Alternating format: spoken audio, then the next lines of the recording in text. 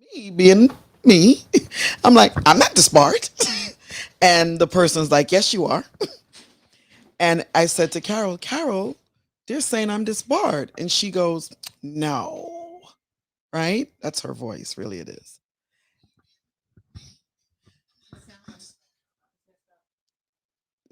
So anyway, Carol says, you know, hey, uh, that's crazy. So I said, no, it's okay. Let's just go back. So we leave the gym and we walk out. I'm being told by the producers that we're having technical difficulties. So I'm not going to start over. I'm going to continue. But is the sound corrected now? Okay. Thank you. So, anywho, Carol and I walk into the gym. This reporter says, you're disbarred. Do you have any comment? And I'm like, I'm not. Because I'm assuming that I have had an attorney. I've had 5 attorneys. I'm represented by Richard Grayson for my ethics um, case. I'm represented by Mark Crawford for the civil lawsuit. I'm represented by Winton Sharp for the grievance case. I'm represented by Ronald Neer. Big up Ronald Neer. Happy birthday to you. I love you. I'm represented by Ronald Neer for the criminal case, and I'm represented by Carol Gray in the lawsuit against Bernie Kleinman, which is one of the attorneys that is self-interested and is the one kind of promoted this whole process, right? You would think that at least one of these attorneys would have been given notice. And I don't care what anyone says. Like people have different comments and it's fine. You're entitled to your opinion. It matters not to me because again, I've written the book on my life that you should all follow. And it's called Your Eyes Can't See My Heart. So you could say whatever you want. I could care less, right? Anywho, long story short, Carol and I are walking into the gym. My phone pings, and this is how I find out that there has been a disbarment by the Appellate Division, Second Department. Here's why I say it's cruel and inhuman. When I was in law school, Tokio, I was devastated because when I failed the bar, I didn't know I failed the bar. I found out that I failed the bar because my friend on Thanksgiving morning, who I believe loved me, called me up to tell me that he was so sorry that I didn't pass the bar. Because what they were doing back then was they would post the outcome of the bar exam right around Thanksgiving and everyone could see it. And of course, if you don't read the law journal or the newspapers, you wouldn't know that you didn't pass the bar. But your friends all do. I'm not like a very attentive person to minutia, right? Like the only thing that excites me is law and family and my per diem boyfriends. Okay, fine, I said it. I'm talking too much. You're not talking enough. Come on, continue. Okay, so anywho, when that happened to me, it devastated me. I literally wanted to kill myself. I wanted to die because I had never failed a bar exam before. And although I've overcome much adversity, like there isn't a handbook, there isn't a class in law school that says some of you will fail the bar. If and when you fail the bar, this is how you have to behave. Right. So I don't know how to behave. So I'm thinking about killing myself. But then I remembered that at 15, I had a situation that was devastating and I tried to kill myself and I didn't succeed. I'm so grateful I didn't succeed because look at all the things I accomplished between 15 and the date that I failed the bar. So at least in my psyche, I knew not to kill myself over this one eventuality. Well, thank you so much for sharing that with us.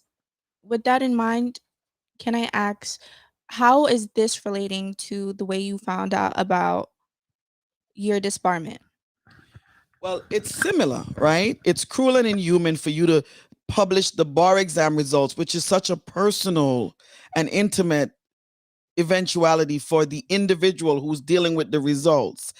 It's cruel and inhuman for you to publish that someone is disbarred without notifying them. At a very minimum, you have an obligation, you, the institution, whether it be government, the police, the media, you have an institution to alert the families first before you publish, right? You don't know my mental state. You don't know the angst and neuroses that I'm contending with. You don't know any of it, right? So I think it's incumbent on you, the responsible adult party, you leaders, people of power, to ensure that what you're doing to your citizens is not cruel and inhuman. It's literally a fundamental right, the right to not be subjected to cruel and inhuman treatment. So I'm dealing with this. I'm in the gym. Carol is literally trying to convince me to stay. She's literally saying, "Well, now that you found out you've been disbarred, I think this is the time to work out." And in my mind, I'm thinking 15 million curse words. And I want to now turn on her. Because what do you do when you're socially antagonized? What do? You turn on the people closest to you, because I can't go to the appellate division and bang their heads against the wall. I can't walk into the post and stab them. I can't go in the subway and shoot everyone, right? These are all things that would probably cause my circumstance to deteriorate even more. But what I can do is take it out on the people closest to me, right? Because you have to come to understand that ego, right, it has no place in the law. It has no place in the law. But lawyers are often egotistical, right? I'm not downing anyone. I've been egotistical, but I'm showing you the egotistical mental state that would make a person of power, who has so many people's lives in their hand, choose to do some bullshit, like post the fact that you didn't pass the bar or you were disbarred before they notify you, so that you can process, so that your 9 children and 7 grandchildren can cope, so that your 4 per diem boyfriends can deal with the stress of, oh my God, how am I going to have to support this person, so that your best friend can tell you something in the gym that will empower you. You know what I mean? These are all the things that no one thinks about. And then when they hear about mass shootings, when you have a Colin Ferguson or any one of these people who snapped because of social antagonism, all of a sudden now it's, oh my God, we need gun control. No, we need to control our legislatures. We need to control the people who are running our country. We need to control and hold to account those who are abusing, abusing. You understand? We need to control those who are abusing their power for a little egotism. You understand? It is grossly egotistical for you, appellate division, second department, state of New York, to think it's decent to publish the fucking results of a person's disbarment without affording them the dignity of talking to their children and their spouses and their family members. And when you push people over the edge, then you want to curse them for being on the ground. But I'm telling you, I have never fallen. And I'm not about to now, because I've survived worse than you, and I'm going to survive this too. With that being said, I'm sure you felt extremely blindsided during this whole situation. And I do want to know, do you care to speak about the reason why you were disbarred? Of course. Yeah, you know what's funny? It's not so much that I felt blindsided, it's I was outraged. Like, these people are like children. You know what? I think you're young, right? And before we started this interview, I said to you, this wasn't about me. This was your moment. And the reason why I say this to you, Tokyo, is because I'm 52. I have 5 solid degrees, 7 in total, but I call 5 solid because they're postgraduate degrees, right? I can reinvent myself as anyone, right? I can start taking a pole dancing class, sexy up my body a little more than I am right now, and go out there and gallivant. I can do so many things. But the reason why I'm able to do these things and to make these choices confidently is because I've had the resources that were necessary when I was your age to be able to understand that killing myself over failure is not my option. You understand what I'm saying? And that's why I'm so grateful that you have chosen to interview me, that you have chosen to pursue the questions that you're asking. And I'm going to answer them, and I'm going to be very candid because I'm not concerned with the people who are hiding behind the pen in the appellate division, who think it's cute to shame people into submission. I'm not worried about that. What I'm worried about is how my reaction will affect your choices. You understand? So, with that being said, and you speaking on your truth, I wanted to know a little bit about the post that the article that was posted this morning by New York's Post, in regards to Anna Delvey. Um, where do you and Anna stand? What is your relationship like? Um, I have no relationship with Anna Delvey. Anna Delvey is like a gnat. Have you ever like sat around a bowl of fruits and then there was this one little fly that just wouldn't go away? And you, no matter how you have the power, because you're a person, they're a fly. You want to swat them, but every time you try, they elude you. That's Anna. I think her show was called Reinventing Anna. There's a reason for it. Because no matter how hard they try to stop her, she keeps reinventing herself as some Nat new. I made it funny. I have no relationship with that girl, but I'm gonna take care of her because one of the things I'm very big on is I keep saying this and people think I'm joking. I may be fat, but I'm never the bigger person. I'm not. Man can only do what God allows. And I promise you when I tell you this that she's not gonna laugh last. He who laughs last, laugh the best. And yeah. So it's only right that I ask you, how do you feel about her sketch, um, titled "How to Get Disbarred Within 10 Days"? Anna spent 4 years in prison. She's on parole for the next 10 years. I have nothing to say to that. I've been a lawyer for 22 years. 22. And that speaks volumes. So with that being said, I feel like it's only right to ask you, do you really not work during your birthday month? All right. So here's the thing, right? Um, I went to school for 38 years of my life. Okay. By the time I was 22, I had 5 children. Okay. And I was on my second marriage. By the time I was 27, I had 5 degrees. Let me tell you this as a young person, if you have those accolades and at 52 you can't take a month off, you've done something wrong. You understand me? But let me explain to you why I started taking a month off. I had a wonderful village that I was raised in. And when I say village, I'm speaking proverbially. I was raised in a community of loving, kind, gentle people. I have 4 sets of parents because no matter how my parents broke up with their significant others, they didn't end their relationship. They broke up, but they remained friends. So I have 4 sets of parents. I have 4 dads and 4 moms. My first dad, who's my birth father, was very loving, very kind, very soft and sweet and gentle. He never called me Audrey, right? He only ever called me Sandy because he refused to argue with my mom. And when my mom decided to name me Audrey, what he decided to do in protest was to call me Sandy. So for 48 years of my life, this man only called me 2 things: Sandy or nice lady. Sandy or nice lady. So whenever I sign my name, I always sign Audrey A. Thomas, aka Sandy, right? I keep telling people this story and I have to keep holding them up because I want you guys to support me and buy the book. Now that I'm disbarred, I need to earn a living. So I wrote this book, Your Eyes Can't See My Heart, because this judge admonished me, Tokio. She went off on me. Are you some kind of criminal? Why would you have an alias? Blah, blah, blah, blah, blah. And I let her go. I let her go. I tilted my head to the side because I'm not going to be the angry black woman. I tilted my head to the side. I smiled and I said, my dad died.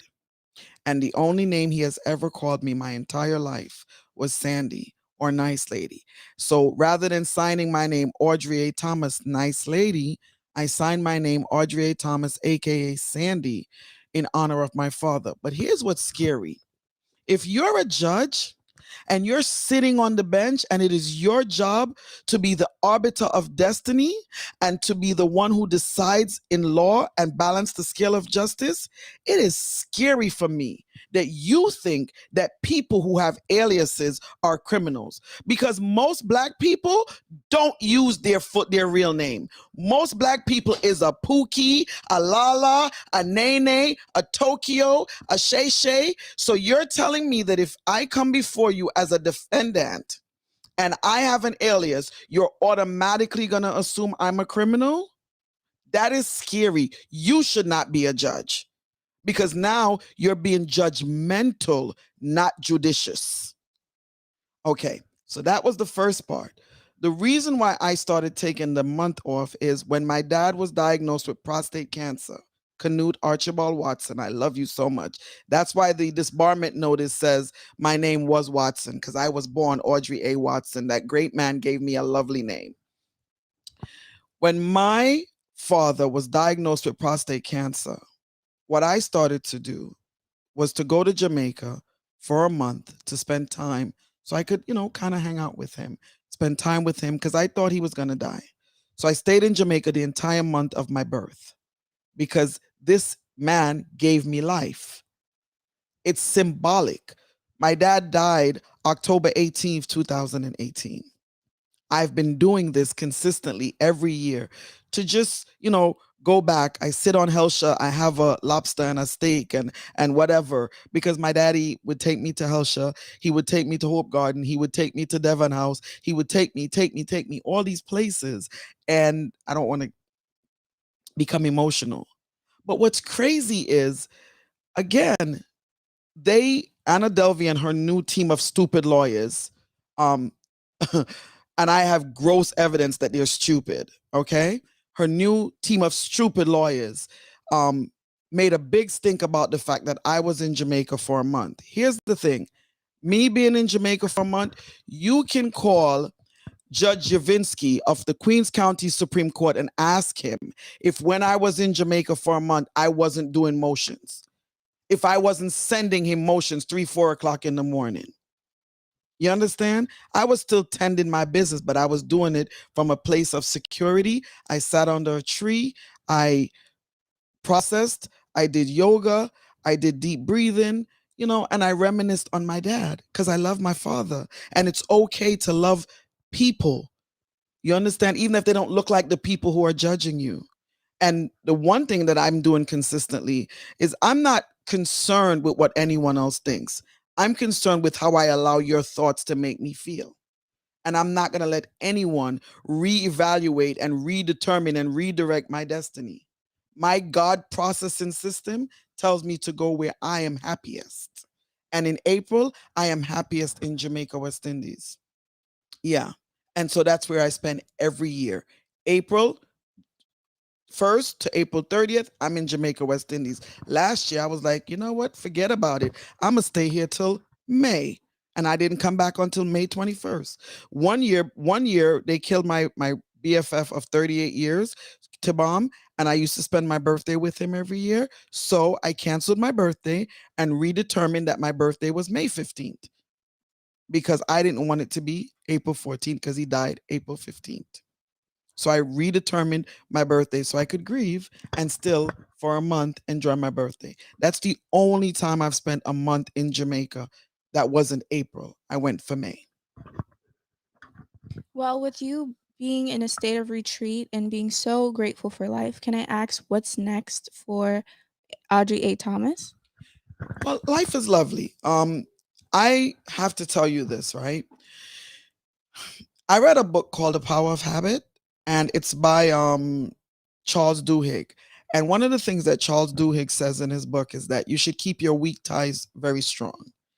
And your weak ties are the ties that are not associated with people who are personally affecting your day to day life. So it's not the people you live with, it's not the people you're in love with, it's people that you meet in passing, but you've been meeting them in passing consistently forever and 2 days. So for example, I'm connected to a lot of judges and lawyers and doctors and people in my community. I'm not having breakfast with them every morning. I'm not having dinner with them every night, but my ties with them are very strong, even though my contacts are weak, right? Our ties are extremely strong. We communicate, we support, we follow each other on Facebook. We are consistently there. So the beauty of my circumstance is that I have so many people that since this thing happened that I'm calling a victory, right? Nothing has really changed. I am now the executive director of administrative operations at Carol Gray and Associates PC. I am making a six-figure salary and I'm extremely happy, right? I am not losing myself. The one constant in this equation I call life is me. I am always present for my every moment. On July 29th, 2019, when they handcuffed me and dragged me through the courts and paraded me like some circus spectacle, I walked in like a king, the king that I am. He who beds me is king of kings. Don't worry. I walked in like the king that I am, held high, entered a plea of not guilty and walked out. But you know what I did while I was there also? I inspired the detectives who arrested me. I had them thanking me and telling me how I touched them with my words and my thoughts and my processes, right? While I was in the cells, I had all the women in the cells playing a game, The Lady Eats. Yeah, we were playing a family game that I play with my kids every Wednesday when they were children. Have you ever played that game, The Lady Eats? It's really good. I'll teach you. One young lady was so happy. She was happy because not only was she not black, she beat a lawyer. She won the game. And she high-fived me to that because you know what's funny? When I was sitting in the cell, I might have been an inmate. I might have been under arrest, but I was still the attorney who was under arrest. That is very different than the other realities that were there with me. Wherever I am, I'm consistently me. And I'm enough. And I'm inevitable. And you cannot do anything to me that does not take my life and expect that it's going to affect my life. If anything, you're propelling me to my next greater level. And that's why my new common phrase is I am Hannah and I've been paninaed. Do you know the story of Hannah and Penina? Okay, so Hannah and Penina, they were two women in the Bible, and the story is that Hannah was very sad because she didn't have children, and Penina was always teasing her and plaguing her and reminding her of her shortfalls, right?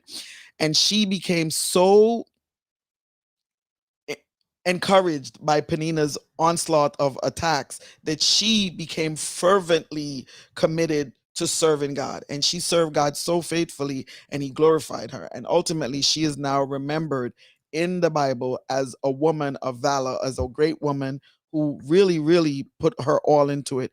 Here's the reason why I liken myself to Hannah. When you are adapting, when you are reinventing you, when you are redirecting and pursuing your destiny through the ceiling because the doors have closed and the windows are boarded up, people will think you're drunk. People will think you're crazy. People will think you're stupid. The beauty of it is keep thinking about me. I'm busy doing me. So, is there anything else that you would like to share with our viewers in terms of your next steps and what you see for yourself in the future? My future is bright. Like I said, I'm a grandma. I have 7 grandkids, right?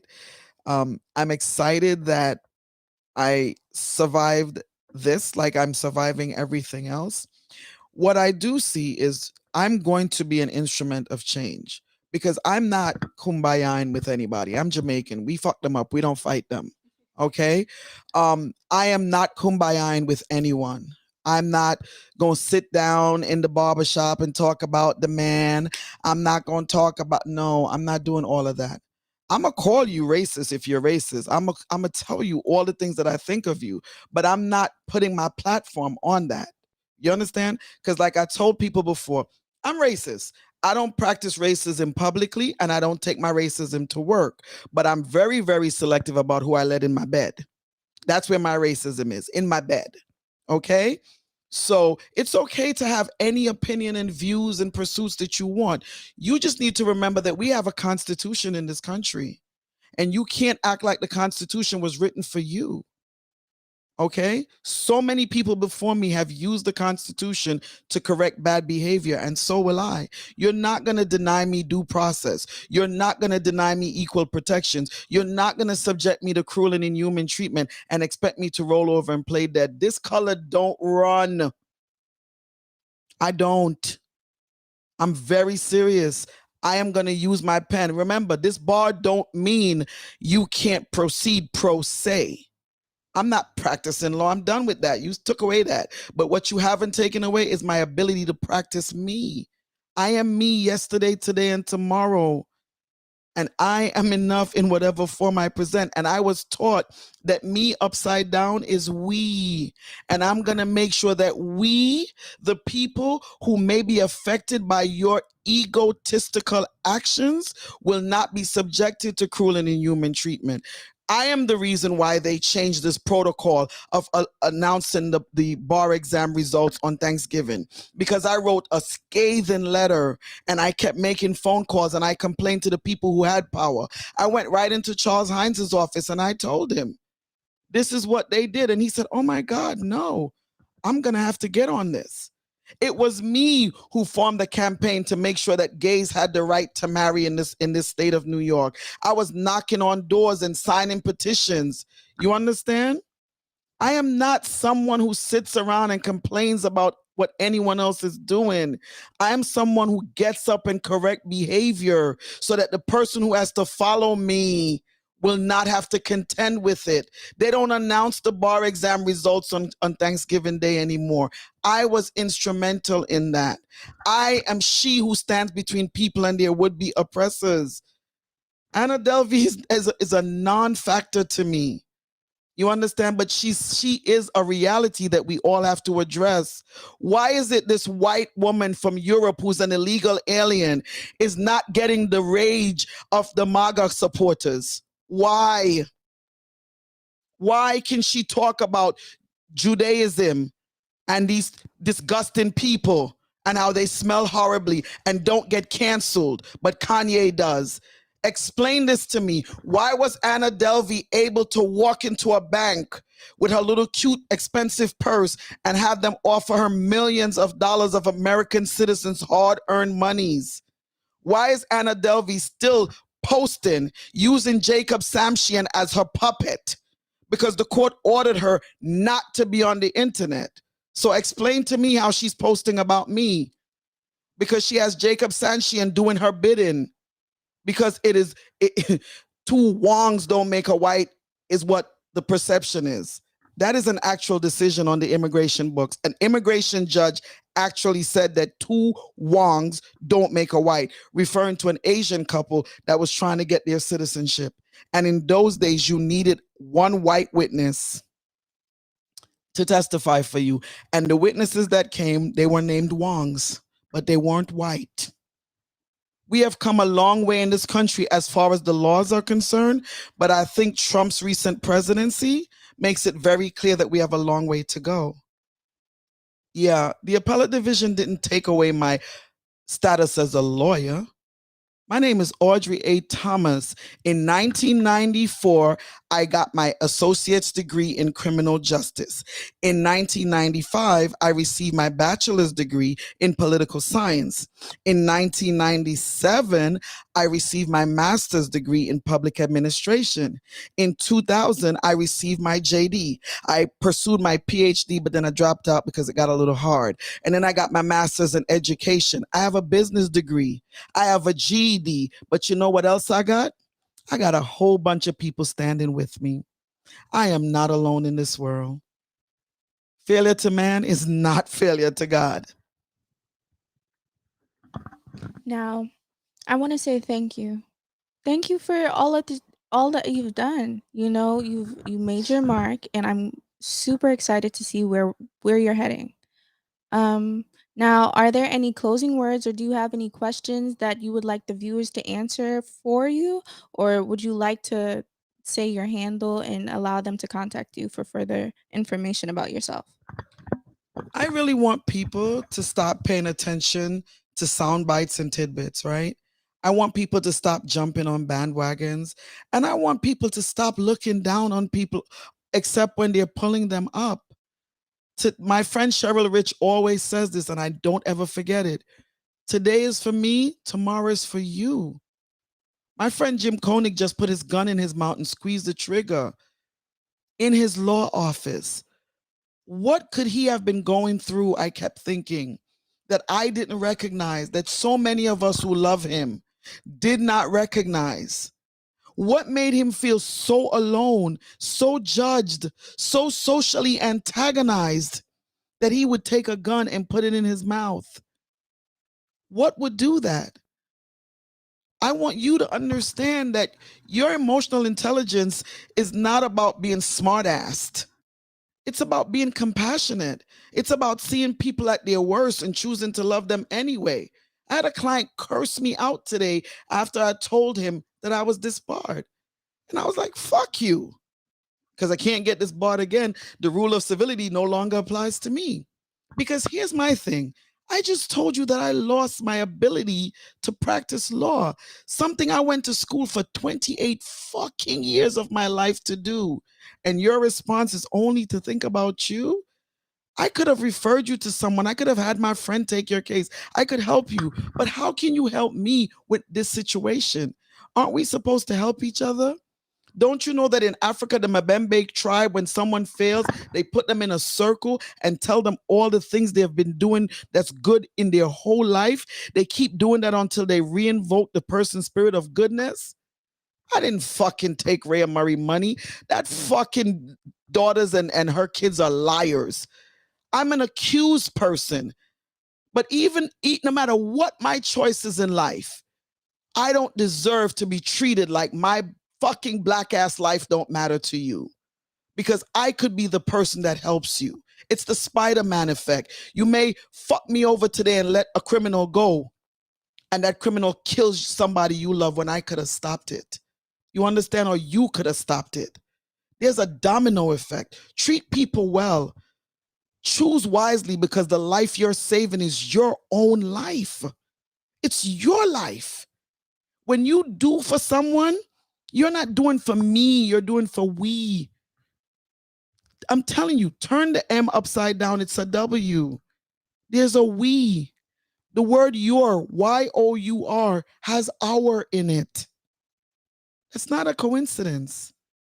It's not a coincidence. Today you're rejoicing and joking and laughing and talking. Oh, they took away Audrey's law degree. Yeah. But you know what you don't have now? An advocate who will stand in the gap for you. I am she who stands between you and your would-be oppressors. You're next. Whether it's in line for a blessing or a curse, you're still next. You are always next.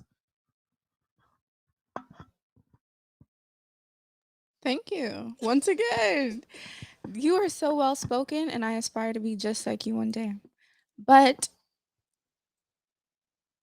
I do want to say thank you to the viewers watching, and thank you to the super producers Cindy Ashby and Super Sly. And don't forget to look out for Audrey's books and make sure that you purchase all 4 of them. They're extremely well written.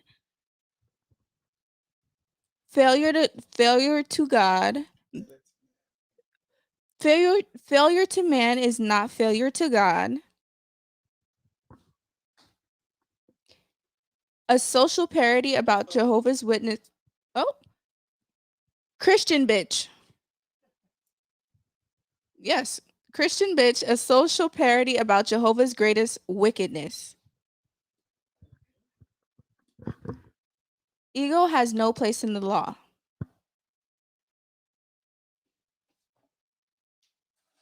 And my favorite. And her favorite, Your Eyes Can See My Heart.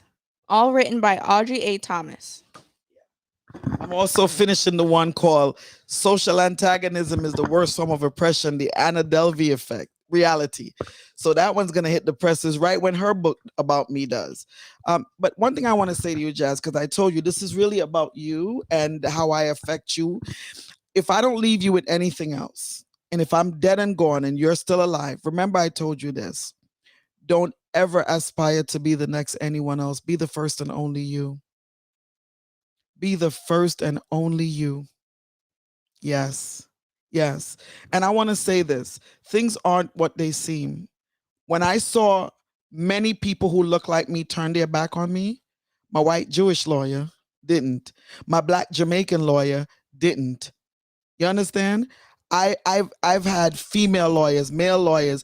They're, out of many, we're just one people.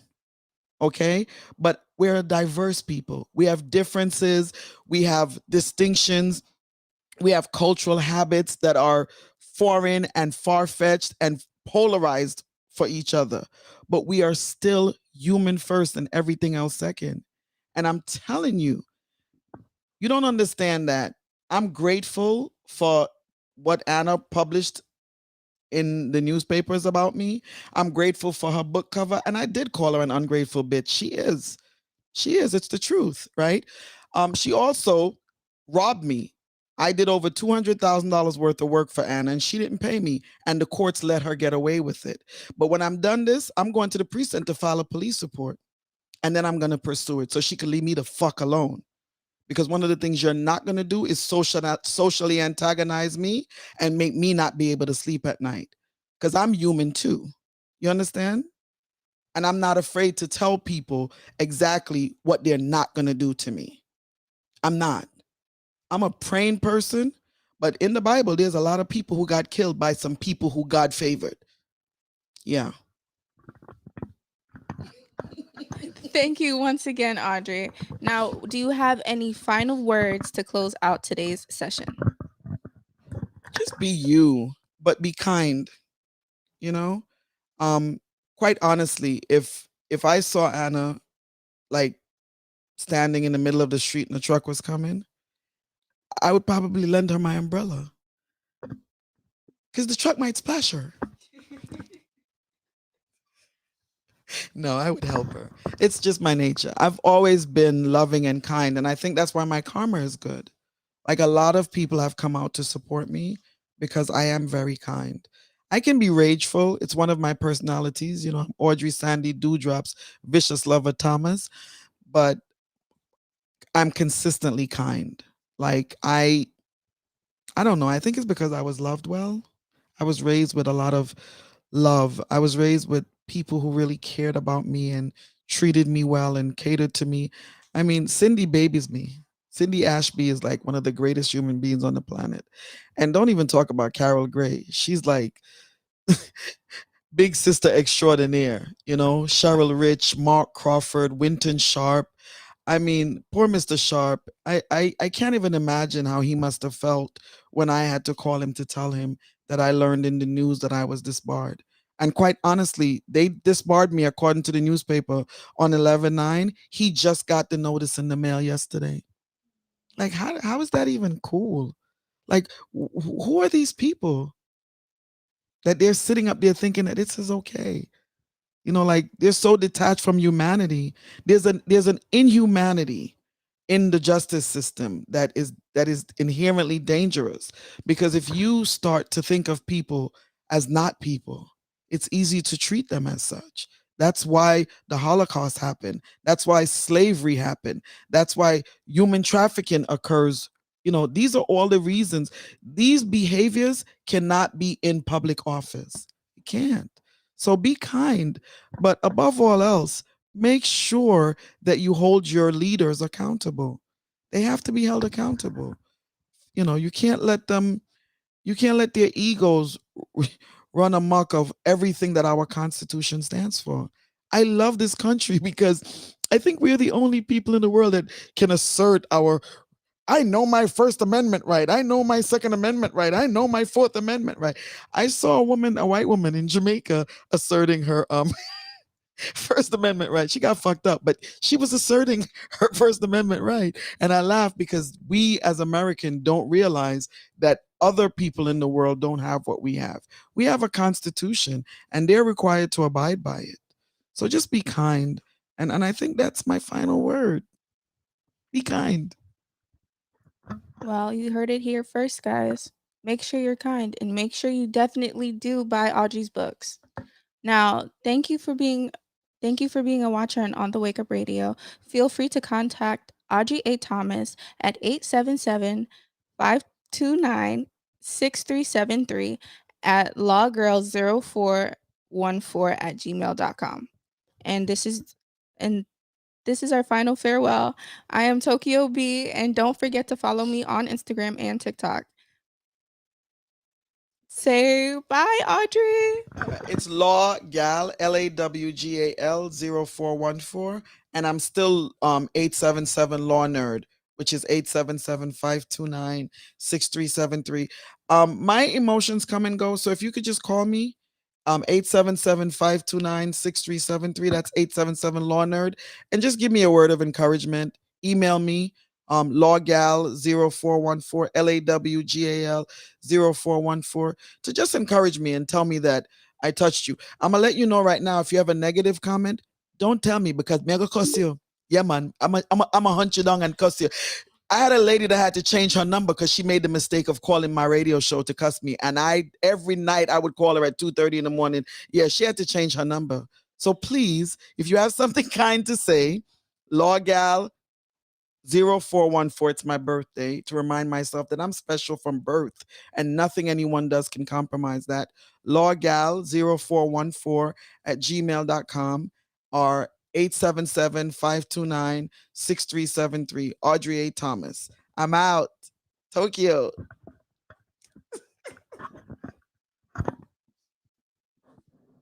How do you stop?